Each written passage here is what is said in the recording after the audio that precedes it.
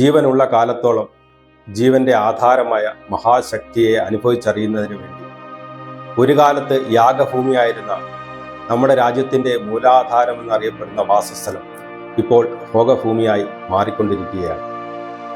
എല്ലാം സൃഷ്ടിച്ച ശക്തിയെ അനുഭവിച്ചറിയാതെ, ധർമ്മപരിപാലനം നടത്തുന്ന ശക്തിയെ അനുഭവിച്ചറിയാതെ, അടങ്ങാത്ത മോഹങ്ങൾ അഹങ്കാരം വർദ്ധിപ്പിക്കുമ്പോൾ താൻ കണ്ടതും കേട്ടതും ശരിയാണെന്നുള്ള ചിന്തയിലും, വയറാണ് ദൈവം ചോറാണ് ദൈവം എന്ന ചിന്തയിലും, സമരമാണ് ഞങ്ങളുടെ ജീവിതമാർഗം എന്ന ചിന്തയിലും ഒരു കൂട്ടം ആൾക്കാരെ എല്ലാ കാലത്തും കാണാൻ സാധിക്കും.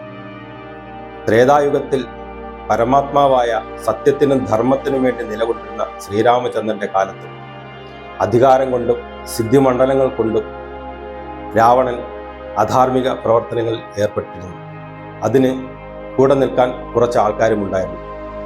ദ്വാപരയുഗത്തിൽ പരമാത്മാവിൽ പരമാത്മാവായ ശ്രീകൃഷ്ണന്റെ കാലത്തും കൗരവരും ഇതുതന്നെയാണ് ആവർത്തിച്ചിരുന്നത്. എല്ലാ കാലത്തും ധർമ്മം പരിപാലനം നടത്തുന്നു എന്ന് തിരിച്ചറിയുക. ധർമ്മപരിപാലനം നടത്തുന്നതിൻ്റെ പുറകിലെ രഹസ്യം ആത്മീയ ശക്തിയുള്ള ഗുരുക്കന്മാർ ഉള്ള കാലത്തോളം ധർമ്മപരിപാലനം നടക്കുമെന്ന് തിരിച്ചറിയുക. ഭോഗത്തിൽ നിന്നും യാഗത്തിലേക്കും, യാഗത്തിൽ നിന്നും ഒരു ജീവന്റെ യഥാർത്ഥ യോഗമായ മോക്ഷത്തിലേക്കും പോകണമെങ്കിൽ ആത്മീയ ശക്തിയുള്ള ഗുരുക്കന്മാരെ ശരണം പ്രാപിക്കണമെന്ന് സുഹൃതവശാൽ ഒരിക്കൽ തിരിച്ചറിയും.